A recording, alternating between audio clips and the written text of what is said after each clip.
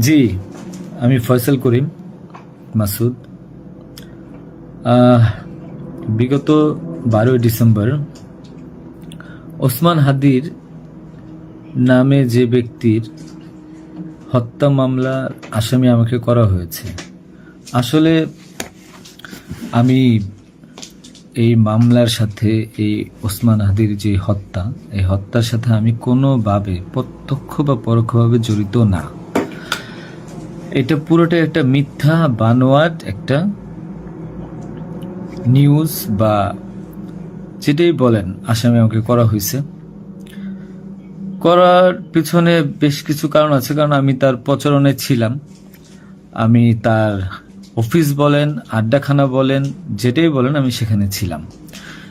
সেখানে থাকার পিছনে মূল কারণটা হলো, আপনারা জানেন যে আমি অ্যাপেল সফট আইটি নামে একটা প্রতিষ্ঠানের মালিক। বিগত 10-12 বছর ধরে এই প্রতিষ্ঠান আমি চালাচ্ছি। এই প্রতিষ্ঠান থেকে আমি প্রায় 20-30 কোটি টাকার কাজ করেছি, উইদাউট তদবির, সুপারিশ ছাড়াই।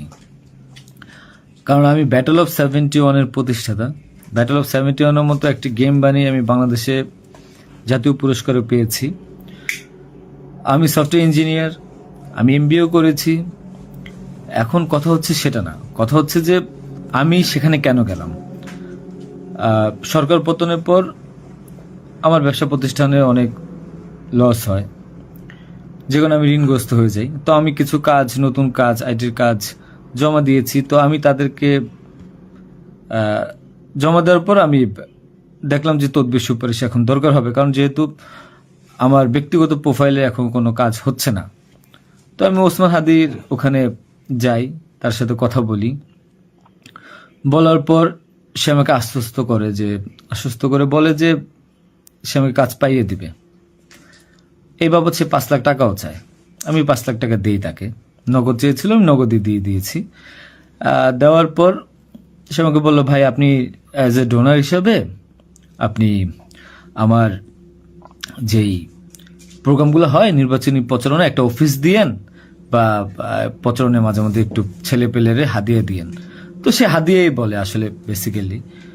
তো আমি এরপরে শুক্রবার আমাকে আসতে বলে, আমি প্রথম শুক্রবার তার সাথে যাই, প্রচারণা করি। সেই সুবাদে আমি আমার 2টা ছোট ভাই নিয়ে গিয়েছিলাম, যারা এলাকার লোকাল। তো এখন তাদেরকে হয়তো আসামি করা হচ্ছে, আমি জানি না। তারা কিছুই জানে না, যেমন আমি জানি না, তারাও জানে না।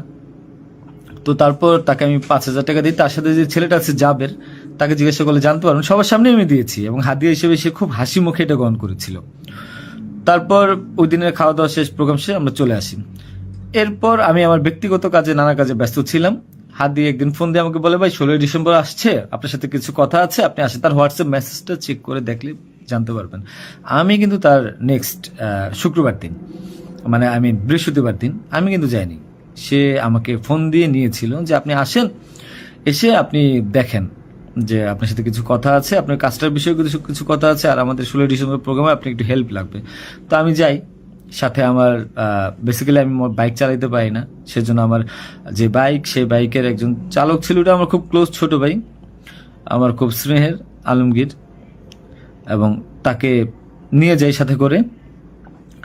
যাওয়ার পরে তার সাথে আমি, পতাকা হবে 35 ইঞ্চি, 40 ইঞ্চি, 18 ইঞ্চি, এগুলো জাবেরকে জিজ্ঞাসা করলে পাবেন, তার সাথে লোক, তাদের সবাই যারা ছিল ওই সিসি ক্যামেরা যাদেরকে যাচ্ছেন সবাইকে জিজ্ঞাসা করতে পারেন। এবং তাকে 250 গেঞ্জি বানিয়ে দিতে হবে, এই জন্য কত টাকা লাগবে ডিটেল। এবং ঘটনার দিন আমাকে সে রিকোয়েস্ট করে, আজকে যারাই যে আপনারা দেখছেন হাজার হাজার লোক, শত শত লোক, হাদির তো এত লোক ছিল না, কারণ সে আমাকে নিজেই রিকোয়েস্ট করেছিল যে ভাইয়া আপনি আমাকে 5-10টা পোলাপাইন দিয়েন, আর 16ই ডিসেম্বরে 50টা ছেলে পেলে দিয়েন, যেন আমার পতাকাটা ধরতে পারে, আমার প্রোগ্রামটা সাকসেস করে দিতে পারে। তো দেখেন, তো ওই জায়গায় আমি তাকে আশ্বস্ত করি, ঠিক আছে আমি চেষ্টা করব। তো পরের দিন আমি যাই। পরের দিন আর মাঝখানে একটা কথা বলি, আমার এর পরের দিনই দুবাই যাওয়ার কথা ছিল, যেহেতু আমার দুবাইয়ের মাল্টিপল গোল্ডেন ভিসা আছে। আমি এর আগেও দুবাই গিয়েছিলাম। তো আমার একটা কাজে দুবাইয়ের কিছু প্রোডাক্ট কেনার কথা ছিল। তো আমার টিকিটটা আমি ওই দিন ক্যান্সেল করাই, যেহেতু সে রিকোয়েস্ট করেছে, পিছায় দিই। তো সেই বাবদে যেহেতু 10টা বাজে প্রোগ্রাম, তো আমি ভোরবেলায় বের হই, আলমগীর আমার বাসায় ছিল। আর আমার ওয়াইফ বাচ্চা যেহেতু নরসিংদীতে থাকে, 5ই আগস্টের পর তারা ওখানে সেটেল করে দিয়েছিলাম। তো থাকার পর সুবাদে আমি আমার বোনের বাসায় উঠেছিলাম। আমি কিন্তু অন্য কোথাও যাইনি, বোনের বাসায় উঠেছিলাম ওদিন রাতে। তো ওই বাইক নিয়ে যাই, যেহেতু বাইকটা আমি কিনেছি। তো নাম রেজিস্ট্রেশন হয়নি। তো আলমগীর বাইকটা চালায় আমাকে নিয়ে যায়। তো ভোরবেলা আমরা একটা উবার ডেকে আমরা একটা রিসোর্টে যাই, এটাও সত্য। ওই রিসোর্টে যে মেয়েটা ছিল, ওই মেয়েটা বেসিক্যালি আলমগীরের গার্লফ্রেন্ড। কারণ আলমগীর আমি দুবাই চলে যাওয়ার পর সে যেহেতু এলাকায় থাকতে পারছিল না, তার একটু বাইরে থাকতে হবে। তো মেয়েটা তার কাছে একটা হেল্প চায় বাসা ভাড়ার জন্য। তো আলমগীর তার গার্লফ্রেন্ডকে হেল্প করার জন্য বলে, ঠিক আছে তুমি আজকে দেখা করো, আজকে আমাদের অনেক কাজ, তোমার সাথে আমি পরে দেখা করতে পারবো না। তো আলমগীরের সাথে আমি যাওয়ার পর 8টা-9টার দিকে আমি আবার চলে আসি, কারণ আমার এই টিকিটটা ক্যান্সেল করতে হবে। আবার হাদির প্রোগ্রামে যেতে হবে, ছেলে পেলেও নিয়ে যেতে হবে। তো আমি প্রিপারেশন নিয়ে সকালবেলা চলে আসি। আসার পর এখানে যে মেয়েটা গার্লফ্রেন্ড বানানো, মিথ্যা বানোয়াট একটা প্রচারণা, মানে এর চেয়ে লেম জঘন্য কোনো কিছু হইতে পারে না এই দেশে। মানে আমাকে আসামি করেছেন, ভালো কথা করেন, কিন্তু এইরকম মিথ্যা মানুষের কলঙ্ক দেওয়ার কোনো মানে নেই। সতরা জানেন ওই মেয়েটা গরিব একটা মেয়ে, মেয়েটাকে ফাঁসাচ্ছেন, মেয়েটাকে দিয়ে যা মন চায় তাই বলান।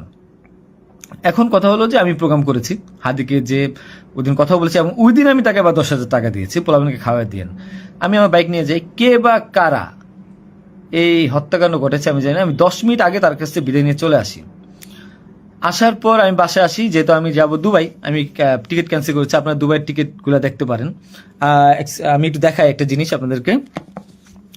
এই যে দেখেন আমার দুবাইয়ের মাল্টিপল ভিসা, 1 মিনিট।